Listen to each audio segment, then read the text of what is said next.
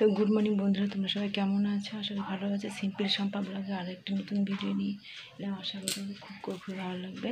যাই হোক, মেয়ের স্কুল আছে, মেয়েকে তাড়াতাড়ি পাঠিয়ে দেবে স্কুলে। সে আজকে টিফিনের চাপ নেই, কারণ মেয়ের স্কুলে আজকে মিড ডে মিল খাবে, মাংস মিষ্টি ওগুলোই খাবে। এই জন্য আজকে টিফিন বানাবো না, ওটাই খাবে। আর আমার শরীরটা ভীষণ ভালো না, দেখো ঠোঁটের মধ্যে কি জ্বর সারি উঠেছে, ঠোঁটটা ফুলে গেছে ভিতরে রাত্রে খুব ঠান্ডা লাগে আর জ্বর লাগে রাত্রেবেলা। এটার ওষুধ আনবো। আর এদিকে বিছানাটা নর্মালভাবে গুছিয়ে রাখলাম, আর এদিকে এখানে চেয়ারের মধ্যে রাখলাম সব বালিশ মশারি কম্বলটা এখানে রাখলাম। আর তাড়াতাড়ি রান্না করে মেয়েকে পাঠিয়ে দিই স্কুলে, তারপরে একটু বাজারে যাবো ওষুধ আনতে রান্না করে।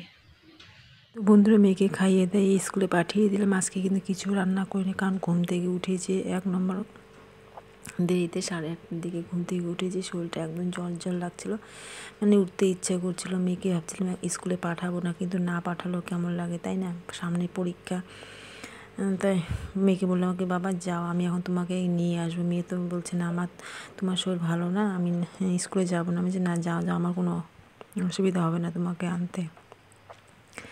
তারপর কালকে তো রাত্রে ভেজ ডাল ছিল, শুধু সকালবেলা গরম গরম ভাত আর পটল ভাজা খাইয়ে পাঠিয়ে দিলাম। তার মধ্যে আজকে টিফিনের ঝামেলাটাও ছিল না, স্কুলে আজকে মাংস ভাত খাওয়াবে এই জন্য। আর টিফিন মেয়েকে দিলাম না, তবু মেয়েকে একটা কেক দিয়েছি সাথে, যদি না খায়, তাই না? কারণ টিফিন নিলে তো লাইন করে নিতে হবে, কারণ এত গরমের মধ্যে যদি মেয়ে লাইন নিয়ে যদি টিফিন না নেয় স্কুল থেকে, এই জন্য তবু সাথে একটা কেক দিয়েছি। তো মেয়েকে বলেছি যে বাবা, যদি খুব লাইন থাকে তাহলে কিন্তু তোমার খেতে হবে না, কেকটাই খেয়ে নিব।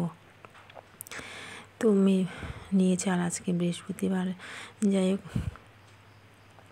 ফ্রেশ ট্রেশ হয়ে এখন পুজো দিচ্ছে। আর বৃহস্পতিবার পুজো তো ভালোভাবে দিতে হবে, তাই না? সমস্ত কিছু আয়োজন করলাম। যাই হোক, মা বাসন টাসন মেজে ফুল দুব্ব তুলসী পাতা সব রেডি করে দিয়েছে। আমি ঠাকুর ঘরটা মুছে এখন পুজোটা দিচ্ছি।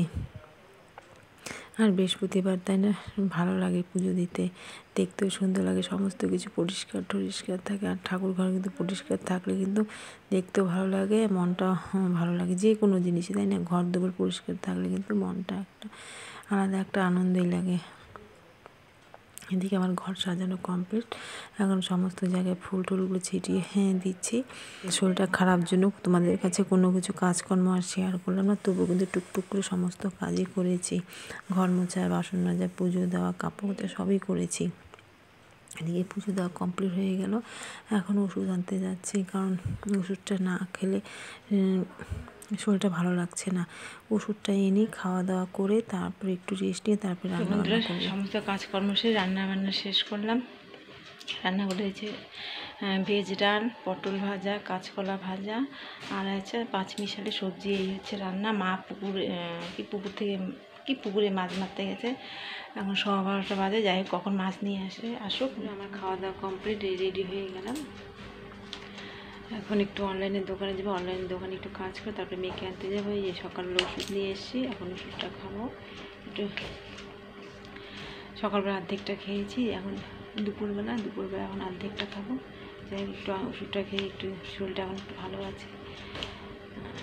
মানে মেয়েকে আনতে যাবো জন্যেই এই ওষুধটা তাড়াতাড়ি খেয়ে নিচ্ছে, কারণ শরীরটা তো সুস্থ হতে হবে। আর বাইরে তো প্রচণ্ড গরম পড়েছে, কী বলবো, আর মাথাটা প্রচণ্ড ভার লাগছে। তাই ওষুধটা খেয়ে এখন মেয়েকে আনতে যাবো। খাওয়া দাওয়া করে একটু রেস্ট করলাম, রেস্ট করে এখন যাই, তাড়াতাড়ি গিয়ে মানে নিয়ে আসি। তো ঠিক আছে।